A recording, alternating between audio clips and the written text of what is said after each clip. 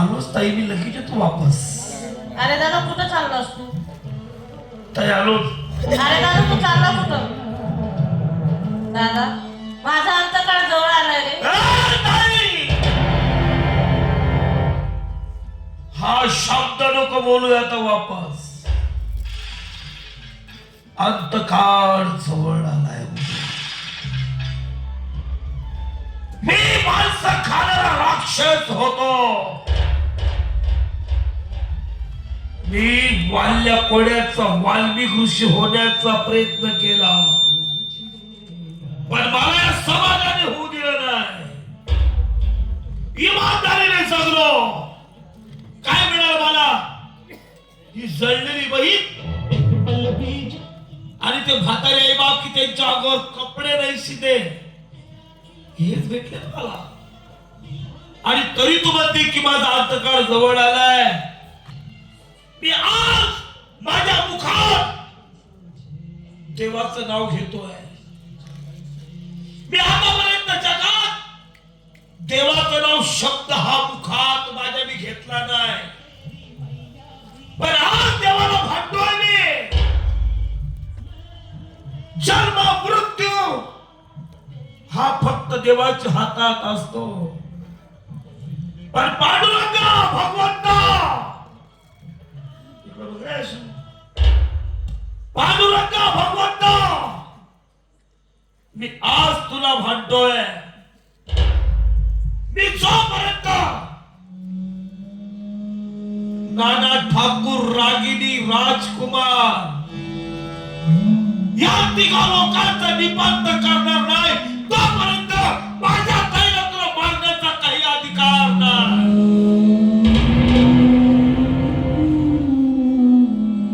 आणि त्यांच्या आधी जर माझी ताई गेली तर मी खरंच म्हणेन की या जगात देव नावाची वस्तू नाही.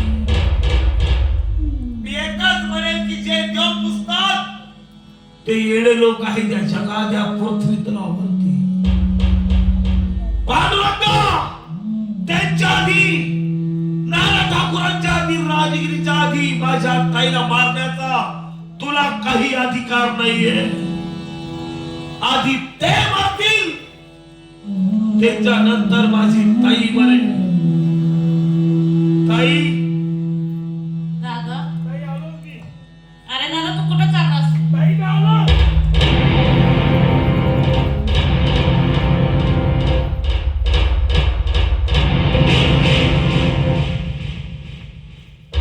नाना ठाकूर,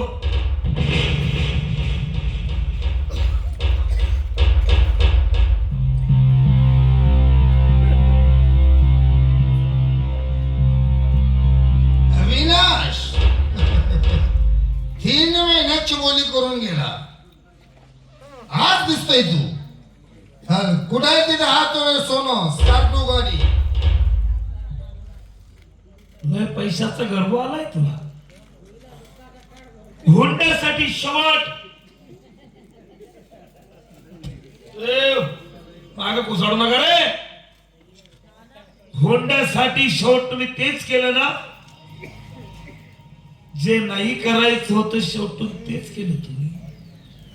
10 तोळे सोनं, स्कॉर्पिओ गाडी, याच्यासाठी माझ्या ताईला पेटवून दिली तू. कोण म्हणते? कोण म्हणतो पेटवून दिली? अरे वेळा झालं काय? तुझी ताई शॉपिंग साठी गेलीये. शॉपिंग साठी गेली माझी ताई? नाना ठाकूर, कोणी घातलं ना तुमच्या मनाने हुंड्याचं भूत? कोणी घातला? हा हुंडा घेणारा तुम्हाला कोणी शिकवलं की हुंडा घेतला जातो असं? या हिंदू स्वराज्याचे संस्थापक छत्रपती शिवाजी महाराज, त्यांना 2 पत्न्या होत्या. सांग, आमच्या राजांनी किती हुंडा घेतला? ते राजे होते, राजे होते त्या टायमाला नाही होती ही पद्धत. आम्ही श्रीमंत आहोत. या भारताचे पहिले पंतप्रधान पंडित जवाहरलाल नेहरू. आज मी त्यांची संपत्ती पाहायला 8 दिवस लागतात, पण तरी त्यांची संपत्ती आपण पाहू शकत नाही. सांग त्यांनी किती हुंडा घेतला होता तर? पंडित जवाहरलाल नेहरू त्यांना ती हुंड घ्यायची बुद्धी नव्हती. आम्ही बुद्धिमान आहोत. डॉक्टर बाबासाहेब आंबेडकर ते बुद्धिमान होते की त्यांच्यासारखे बुद्धिमान या पृथ्वी तलावरती कोणी नाही. त्यांनी किती हुंडा घेतला? अशा महामानवांचं नाव माझ्या समोर कशाला काढतो?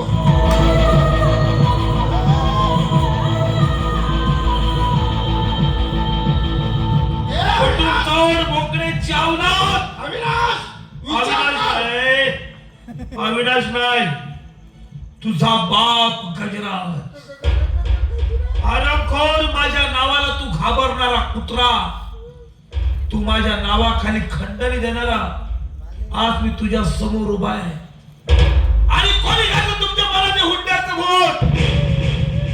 आज दाखवून दिलं तुम्ही आज समाजाला